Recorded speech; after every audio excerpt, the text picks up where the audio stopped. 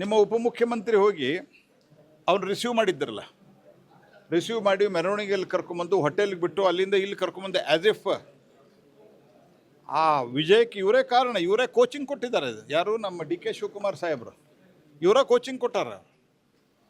Is the coach ಅನ್ನುವ ರೀತಿಯಲ್ಲಿ pose ಕೊಡೋ ಹಂಗೆ ನಾನು ಬೆಳಗ್ಗಿನೂ ಹೇಳಿದೆ, ನಮ್ಮ ಉತ್ತರ ಕರ್ನಾಟಕದೊಳಗೆ ಒಂದು ಗಾದಿ ಮಾತಿದೆ, ಎರ್ಕೊಳ್ಳೋರ ಬುಡಕ್ಕೆ ಕೂಡುದು ಅಂತ.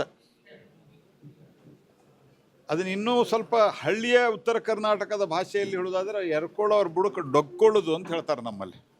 ಅಂದ್ರೆ ಅವ್ರ ಮೇಲೆ ತಲೆ ಮೇಲೆ ನೀರು ಹಾಕಿ ಸ್ನಾನ ಮಾಡ್ತಾ ಇರ್ಬೇಕಾದ್ರೆ ಅವ್ರ ಕೆಳಗಡೆ ಇವ್ರು ಕೂತ್ಬಿಟ್ರೆ ಇವರು ಸ್ವಚ್ಛ ಆದರು ಅಂತ. ಆ ರೀತಿಯಾದಂಥ ಈ ಡಿ ಕೆ ಶಿವಕುಮಾರ್ ಅವರ ಆ್ಯಟಿಟ್ಯೂಡು, ಗುಂಡಾಗರ್ದಿ, ಅಲ್ಲಿ FIRದಲ್ಲಿ ಏನು ಉಲ್ಲೇಖ ಆಗಿದೆ? ನಾವು ನಿರಾಕರಿಸಿದ್ವಿ ಅಂತ ಉಲ್ಲೇಖ ಆಗಿದೆ.